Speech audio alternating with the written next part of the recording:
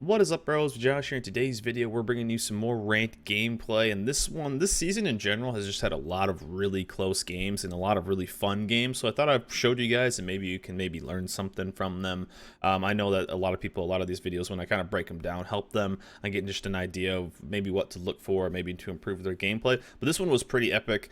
This one had an awesome ending, as you saw. The other one from yesterday had a really good kind of up and down. We lost some early, came back. This one was just this one just had a pretty freaking epic ending. And I thought it was some good, maybe kind of explain what was going on, because this one kind of had some build up, and then luckily we got lucky at the end as well. But this one, though, it's another 5DD game, one cruiser. What's a battleship anymore? But this one was, and again, I know this is kind of causing some frustration for a lot of people. And we talked about this live on stream. We play all these games live on stream, twitch.tv/mejosh. Come check us out. We're actually working, this is our alt account. We're getting our alt account to rank 1. Then we'll finish up our main account. And then we can actually start working on some other stuff and actually prepare for rank sprint, which is coming up. So look forward for a video there. My recommendations for the best ships for rank sprint. I love rank sprint, and again, we play those all live on the stream. But these games, and we talked about kind of the 6v6 versus 7v7, and I really think that the 6v6 format is the reason why there's so many DDs this season. A lot of people have been asking, like, why is there so many destroyers? You know, what's different from this season compared to last season? Yes, it is a tier that tends to, like, it's a tier that doesn't have CVs. Obviously, that's one of the main reasons. And the CVs are the main, you know, the main predator to destroyers. It's their basic counter. But the reason is because the teams are smaller. Destroyers are always a popular class. They always are. Even basically last season, where it was tier 10 with CVs, was pretty much the only version of ranked battle seasons that destroyers weren't popular. The reason DDs are always pretty popular is because they are just able to control the map a lot more, caps, and do that. And once the team gets smaller, as the team gets smaller, bigger ships, slower ships tend to get weaker, and smaller ships that can, you know, take care of caps and whatnot can get more control and are better overall. But this one was a pretty interesting game, and so this is kind of shows some bad map awareness. I put a little faith into some teammates at the start, and it actually was my mistake for putting some faith into some random people, because as you see right here, there is 5 DDs. Well, there's 4 destroyers off to the left and the cruiser off to the left, and we had 2 DDs that way. So I think, okay, they're gonna push. It's a Mogador and a Kitakaze versus a Mogador. That's an easy win for those guys. And I'm like, okay, I'm gonna rotate back because these guys are getting beat up over here, because we have a 3v5 on this side, and so I'm gonna rotate over and make it a 4v5. And I just gave up. I thought they would continue to push. As you see, they're even farther back than I am. I thought they would push because it's a 1 DD. As you see, I look back and go, what the heck is going on? Why aren't they pushing this? And the Venom is rotating back as well. Luckily, we got lucky right here. We were able to pump in some decent damage on him. But yes, I did the fatal flaw of trusting teammates, hoping they would do something. And the Mogador has also proven to be a pretty strong ship if played correctly this season. And our Mogador really didn't. As you saw, they rotated completely back, and this was a big misplay by them, and it really kind of caused us to have some trouble here. The Mogador basically all the way in my smoke. That Mogador should have just pushed their other Mogador with the Kitakaze. You clean up that kill, you get that kill, and then you work on some other stuff. And yeah, as you see, I'm like, what are you guys doing on the east side? And I thought right here that this was just game over. I'm radared, I'm focused by something. And we know the Neptune's right there. It's Neptune versus Alaska. And we just have a big disadvantage here because our Mogador was just so passive. It's the most aggressive ship in this season. And ours was basically, you know, all the way in the back, farthest back in the entire team. Because we were having some trouble on that side. You have to take advantage whenever you get the choice or get an option too. And what I mean by that is when you can win or get a 2v1, you need to take advantage of that in ranked battles, because 2 is, you know, a third of your team. So I'm trying to figure out what's the best to do. We have a Mogador that doesn't want to do Mogador things. We have a Kitakaze that is kind of just shadowing me, or shadowing the Mogador, I guess. And so we're just gonna start focusing on caps, I guess. That's really the only thing we have a chance to do right now. We're completely losing our entire team basically, and because we're losing awful life trades. Now, it's not the worst thing in the world to take damage in this game, even as a DD. I think a lot of people, and maybe probably the Mogador as well, is scared about losing life. It's not the worst thing in the world as long as you just get good trades. If you get good trades, then you're going to be okay. But I was like, well, if they're not going to do anything, I'll have to do it. We just lost a destroyer, and you know, do we go and play the save the star? I don't really like to focus on saving a star. I find it kind of cheesy. I just play for the win. I tend to just play for the win. Normally if I'm just playing for the win, if I'm playing well, it's usually a good enough performance to save a star, and really just try to play for, you know, the overall right thing to do. And so a lot of people, you'll see the start of the games, they'll go and they will try to get the first cheesy cap. I never really do that. I feel like it's kind of a waste of time. If you go into the game trying to just save a star right away, you're going to have some trouble going forward, because really you're out of position. You're going to let them get in position. You know, you could potentially get an early kill on a torp or something like that, and what ends up happening is you can't really get crossfire. And a good thing to do is kind of, I would say, almost bait out the torps, and we'll hopefully take down this Benham. I found that Benham has been actually weak. It's been one of the main topics of the, I do a video every season of ships I think will be strong, and the Benham I actually put I think third.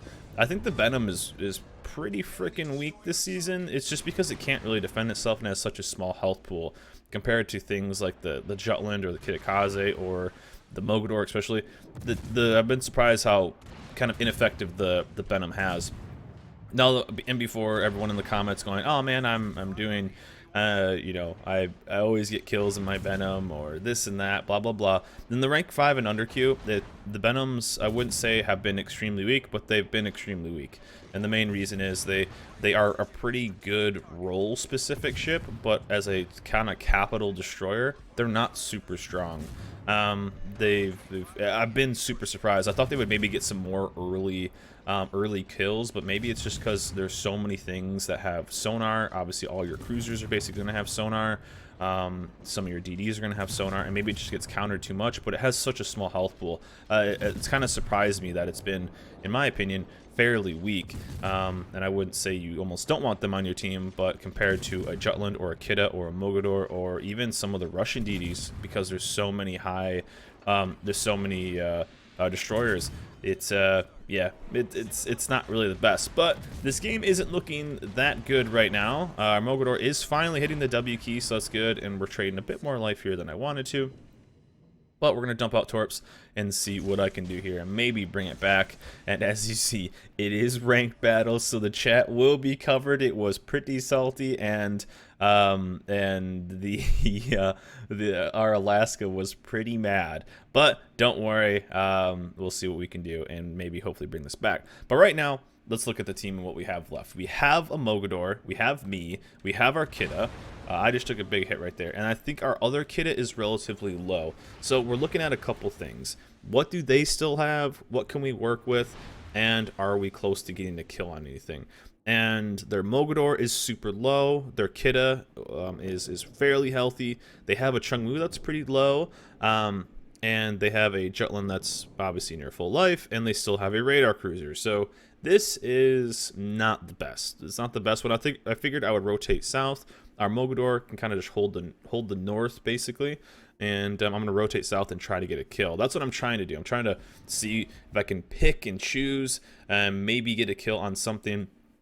And luckily we got a torp, Kidda and smoke, and we were able to kind of do that. That's a really big torp hit at this point in the game because he was super healthy, big health pool. But we have the outer zone, but nothing's capping. We're holding the middle zone, so they aren't capping, and the middle is obviously being focused on.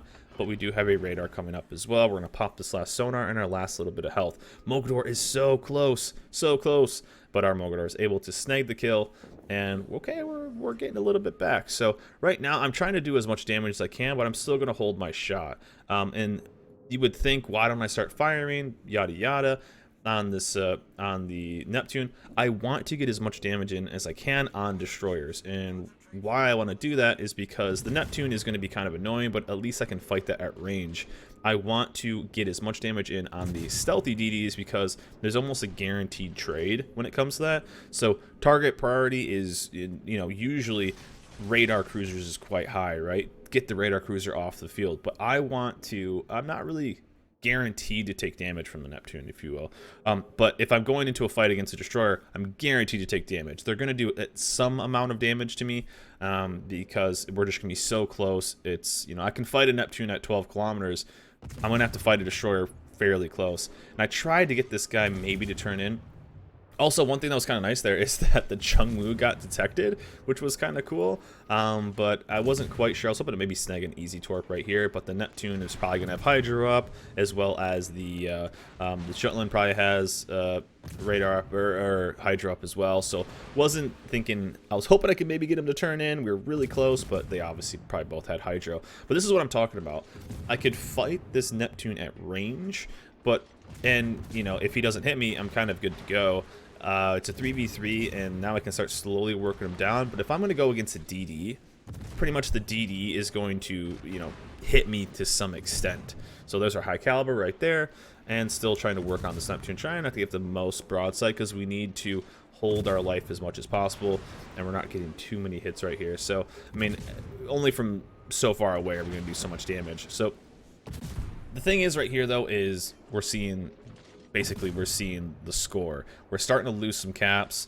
We are still holding them, which is a good idea, but we still are kind of low. And we got lucky. Our Kitakaze hit torps on that, so we are feeling really, really, really good. Now I have radiolocation, and I'm like, okay, let's split up.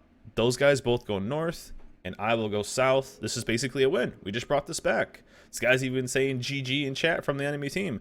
I'll go towards the Chung. He probably has radar, but I have radiolocation.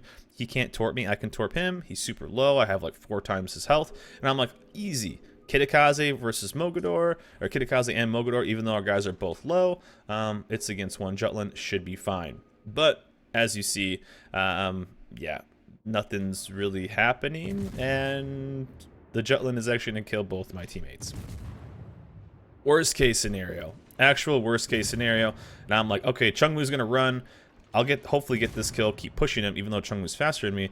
I'm like, hopefully our Kitakaze can at least trade. That'd be awesome, because obviously I can kill this Chungmu. That's no big deal. And he ended up getting away. Downside of the Jutland. Now, I was kind of hoping, too, that maybe I would keep him detected. Kitakaze's going to have a higher DPM than the Jutland, so I'm like, okay, he's at least going to trade. We're in a pretty good spot. I can go and cap, counter cap, yada yada, we'll be fine. I need him to trade. So basically just like that, it was a bummer. And I'm like, GG's, I'll never catch the Chungmu. The Jutland's going to rotate that way. They're just going to counter cap. And this is, a lot of people give Epicenter a lot of crap. And I think this right here is something that's kind of cool about Epicenter, although it kind of sucks when it's me. But you're able to bring games back by holding other certain ones, or certain of the rings, because they're all independent now, instead of just the middle one holding everything. So I'm like, okay, they're just going to kind of do that. So I basically have to get aggressive. There's nothing I can do. He was capping middle, so I'm like, oh, well, obviously he's going to screw this up. I'll be fine. And of course he leaves, so I start to cap that, and they start to cap the outside. It's like, it's such a bummer, because I'm thinking, man, there's nothing I can do in this situation. But I'm like, okay, he's going this way. I'm going to kind of fake it. Maybe he doesn't have radiolocation. Maybe I'm detected by the Jutland. I'm not sure. But I'm going to rotate north. There's only so much he can do. I'm going to dump these just in case he circles back south. But I need to get near something, because they'll just cap it out. There's nothing I can do here. They can seriously just run away. I slowly start capping. They're going to know basically where I am. I'm under radiolocation permanently, so they can just constantly communicate. And I'm like, wait a second, this Chungmu isn't circling out. So what this Chungmu should have done is this Chungmu should have circled away and basically ran and slowly circled back, because I have to cap these circles. So he should have gone away, waited for that to go here and here, and then circled back. But hey, I'll take this. I'm like, wait a second. What are you doing so close to me? So he, in the nicest way, kind of threw away his ship. But as you saw right there too, that's the guaranteed damage I was talking about. In any fight, destroyer versus destroyer, you're probably going to take damage.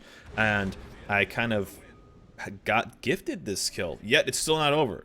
I still have to either 1, cap them out, or 2, go kill this Jutland.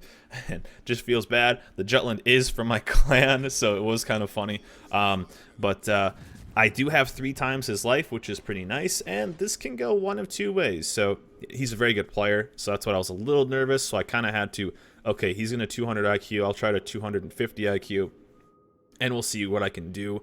But with just enough time, as you see, I have 4 minutes and 40 seconds left. I will cap this middle. I am basically going to push straight this way. I have to hit a salvo. He has about 1100 life. I have to hit a salvo or maybe 2 with the front guns, and it's going to be really hard for him if I am purely going straight forward, because I'll be such a small target to do that much damage, do 3k with me before I can do 1000 to him. So I'm feeling pretty good. I have Hydro for the next minute or so too, but it could end up being a little bit awkward. Now they are capping it out, so he has to, either run. He's probably trying to do that math, and there's probably some real angry chat on their side trying to figure out what to do. Thanks to the Chungmu though. Shout out to the Chungmu for kind of throwing away their ship. But it's really, really close. Can he win it? Can he rotate? So I'm basically going to try to pinch these islands and make him make the choice. And the only thing I need to worry about is torpedoes. That's the last thing I also need to worry about. If I take one of those, obviously I die. But we're just going to be aggressive here. And at this point, he's probably tried to figure out, like, okay, I need to kill. There's nothing he can really do at this point. He has to kill, because as soon as I start capping the middle circle, which I will do after I get around these torpedoes, I'm on radio location, he's on radio location. He knows exactly where I am, and he knows exactly what I'm doing, because what else would I do? So as soon as I start capping this, it's basically a GG for him. He has to win this fight, and there's nothing he can do because I'll just go cap it, and there's a GG. So overall, a fun game. Hope you guys enjoyed it, and sorry to Nika. I'm sorry, friend. Anyways, that's it for me. Hope you guys enjoyed this video. Remember, like, subscribe. I'll see you guys next time.